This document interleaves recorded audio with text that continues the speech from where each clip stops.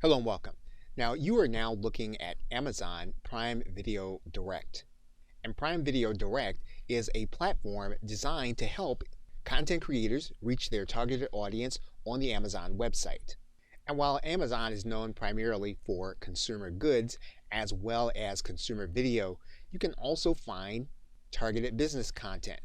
For example, if you were to go to Amazon.com and you were to type in the words WordPress membership, as you can see, and then you click the search button, what you'd find at the very top in the first result is you'd see an Amazon Prime Video. So to introduce this concept, let's click inside of this result. What you'll notice is that an individual with a Prime account can watch the video for free, or an individual without the Prime account can watch the video with advertising. That person also has the opportunity to purchase the video. And the creator can add multiple videos to this title.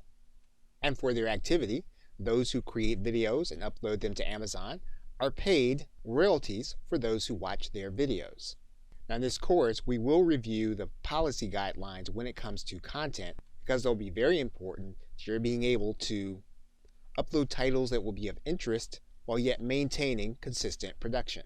So in the next video, we'll start the process by looking at the royalty information so that you can determine how you want to create videos and how consistently you want to maintain them on the Amazon Video Direct platform. We'll then walk through the account setup process. We'll then go over the minimum equipment necessary in order to start creating videos. We'll then very quickly determine whether or not there are titles in your chosen market or niche for information.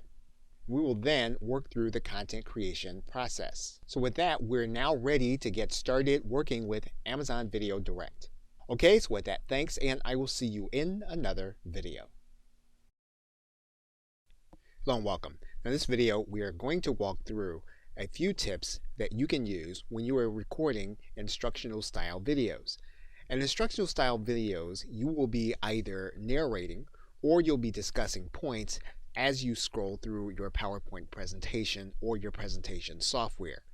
Now, there are a couple of settings that you are going to want to be aware of. The first is you're going to want to be aware of the Design tab. And if you're not using PowerPoint, you'll want to find the equivalent in the software you're using. In PowerPoint, you will notice that there is a diagonal button here that says Slide Size. You will want to make sure that you are using the widescreen size, mainly because this is how most videos are going to fit well on the screen. Now the other thing that you're noticing that is invisible to the recording of this video is that the monitor being used to record this video is 1920 by 1080, which matches the widescreen size. Now if you have a monitor that is of a different size and you're not recording on that monitor, you are going to want to use one that's going to be either a custom size that'll be proportional to the monitor you're using, or one that's very close in size, whether it is 4 by 3 or 16 by 9. Now another thing that you're going to want to be aware of is the transitions screen. And transitions are going to be seen as you move from slide to slide, not within the slide, but between the slides. Now, you will typically want to have no transitions, mainly because this can be distracting for the individual and you want them to be focused on the information while you narrate. The next tab over is animations. Now, when you have animations, what you're going to want to do is you are going to want to scroll through your points one at a time. So what we're going to do is we're going to place our cursor inside of this slide. And what you'll notice is that when we set our animations, we need to place our cursor next to one of the lines, and then we'll need to decide what our animation is. For example, we can use any of these animations. In general, you want to try to keep your animation as unobtrusive as possible. So you don't want to have something that's going to be a distraction. Now in this case, what we're going to do is we're going to use the float in animation. And you'll notice that these points float in one at a time. Now it's quite possible that you may not want your points to float in all together in one section. So for example, you'll notice that with line 1, you'll notice that there is a number 1. So this means that this will come one at a time. You'll notice that the number 2, though, coincides with both this point and 3 subpoints with it. And so how does that appear on screen? In order to illustrate that, we can just go to the slideshow, go to from the current slide, and we can see that all of these points go with the subpoints. And that may not be the way you want to do it. You may want to have it so that each subpoint comes one after the other. So if that's the case, we're going to hit the escape button. And what we're going to do is to go back to the animations. And we're going to place our cursor at the first subpoint. And when we do that, what you're going to notice is that we're going to go over to this Start tab, and we're going to use the tab that says On Click.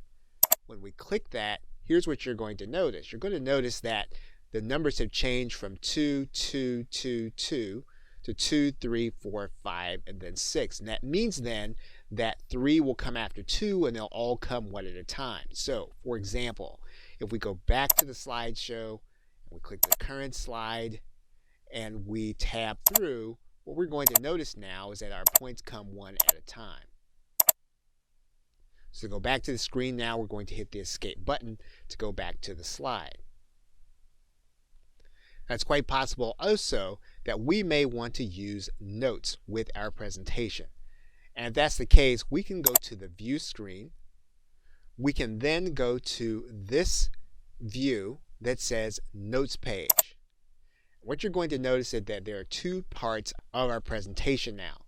And we can write in our notes for this slide. So if we want to narrate the slide, or we want to be aware of something while we are talking through the points, we can write notes in this area. This can be especially handy if we are using this as a handout, or if we are using this in a presentation. And in the next video, we'll show you how notes written on this slide can help you when you're doing an actual presentation.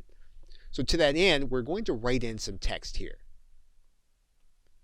And so in the next video, we'll explore this, where we've gone to this slide for Amazon Video Direct Royalties, and we've written in the text, paid monthly, 90 days, and 55%. And you'll see now how this will help us when we are creating instructional style videos and we're recording.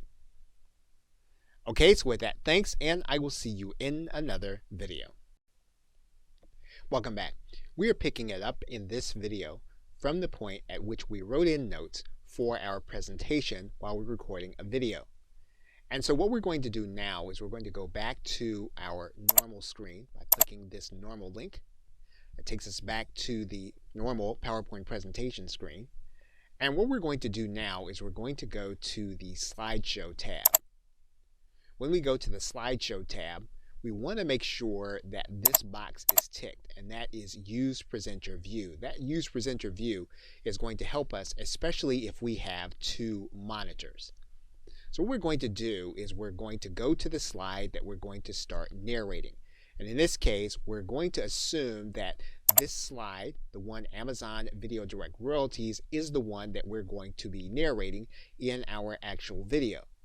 So before we start the presentation, what we're going to do is we're going to click this button that says From Current Slide. And that actually starts the PowerPoint presentation from this slide at the very beginning. So we click this button. What you're going to notice is that we're ready to start scrolling through our points. Now what we're going to do is we're going to switch between the view where we're recording, or we would be recording, and we're going to switch it to the presenter view that we just talked about. Now this presenter view is going to help us, especially if we have 2 screens. And you'll notice right here in the notes section that there are our notes. It's a paid monthly, 90 days, and 55%. So if we wanted to make sure that we mention these things during our presentation, they would be visible to us on our second screen. Now the other thing that we're going to be able to do is we're going to be able to see what's going to come on our screen before it actually happens. So for example, the screen on the left side is the one that's going to be shown to the people that are going to be seeing the video. The screen on the right side will be the one that has the next click point of the mouse. So every time that we advance, what's going to happen is the slide that's showing on the video, it's going to advance, and then so will the presentation slide. And this will be on the right side of our second monitor. What we can do in this case is we can switch back and forth between the display settings, and then we're then showing our monitor view in order to do the video. We're going to go back to the presenter view for one more tip. When we come back to the presenter view, you're going to notice that there is a button that has 3 dots in it, and this will give us our other slideshow options. So for example, you'll see here that we can make our screen all black, or we can make it all white, or if we just want to end the show very easily, we can click this link. We can also click the very same link at the top. If we had a pen and we wanted to write on the screen for the audience, we could do that by clicking the pen tool. And you can see that here just by us being able to write in on top of the slide. Now, this is very difficult to do in an orderly fashion, so you'll want to make sure that either you have a pen pad or you have a tablet where you have control over the pen, that you know how to make it look legible.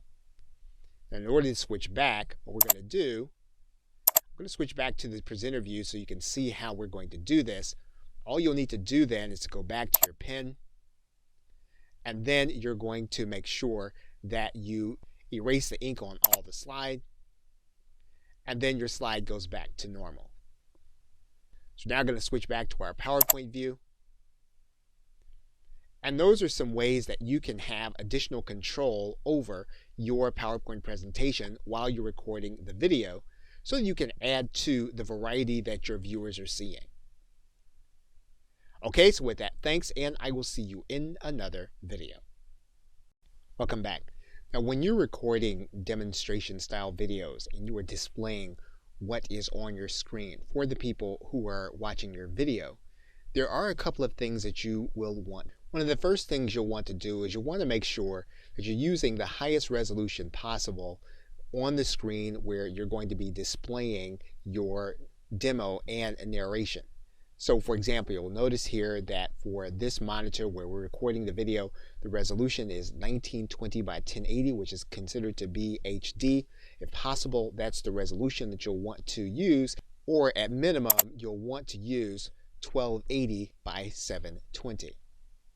Now, when you are demonstrating content on the web, one distraction that routinely happens to video creators is they show the address bar, and sometimes they even show typing. If you can avoid doing that, one of the ways that you can accomplish this is to set up any tabs that you're going to open before you start recording. So for example, we're going to open up 5 tabs. So you'll notice that we have open Amazon, Google, Facebook, and YouTube. One of the ways that we can record this is we can record this by going to our browser and hitting the F11 key, which will take us to full screen mode. What that does is that eliminates the address bar, and you can demonstrate your screen without your viewer seeing it. And one of the other things that you can do while you're using this mode is you can switch back and forth between tabs by hitting the Control and the Tab key. And you can move between screens. Control then Tab. You move to the Google screen, Control then Tab. You can move to the next, which is the Facebook screen, Control then Tab, and we move back to the screen where we started. We can also tab through pages while we're in full screen mode. So for example, if we click a link and we go to some other pages, what we'll need to do now if we want to go backwards is we'll hit the Alt key, and then we'll hit the left arrow, and that'll take us back one screen. We'll hit the Alt key and the left arrow, that'll take us back another screen. We'll click the Alt key and the left arrow, and that'll take us back to the very beginning. If we click the Alt key and then the right arrow key, that'll take us forward. We'll do it again, and that'll take us forward one more screen. If we want the address bar to appear again, we can click F11 and then our screen reflects the fact that the address bar is now visible. Now in the next video, we'll go through a few more tips that you'll need to record your demonstration style video. Okay, so with that, thanks, and I'll see you in another video. Welcome back. Now in this video, we're going to take a look at the recording toolbar. And to do that, we're going to open up our recording bar. And you'll notice that this is an active bar. So in other words, this is reflecting what is being recorded right now for this video. Now, where you're going to want to look, going to be in this Tools menu, and you're going to want to do this before you start the video. We're going to click Tools, and you'll notice that the Options key is grayed out. Now you're now looking at a screenshot of the Options tab. And what you're going to notice is that there is a section here for inputs, and there's a section here for hotkeys. You want to make sure that you know what's in the hotkey section. Now what you can do with these hotkeys is you can make it so that all you'll need to do is to hit a particular button when you want to affect some kind of major change while you're recording. And in particular, while you're doing the recording, you may often need to pause. Maybe you need to collect your thoughts. Maybe you need to change direction in the presentation. And you want to be able to do this in an easy to remember way. So you can set up your pause key and the recording will stop while you collect your thoughts. And when you hit F9 again, the recording will start again. So you don't have to start all over again when you think you might have made a mistake. You can stop the recording by setting up your stop hotkey. Now these two keys in particular are important while you're doing demonstration style videos because by using them you can record your videos in one take and edit them in one take instead of starting them and then never quite finishing the video. Now lastly, you'll notice that the mouse is moving on this page. When you edit your video, you can edit so that this cursor will be highlighted. It can be highlighted in a magnifying glass or it can be highlighted in yellow as it moves around the screen. And so while you are demonstrating, you'll want to be aware of what this cursor is doing in case you re-edit the video by showing the cursor either being highlighted or magnified. Okay, so with that, thanks, and I will see you in another video.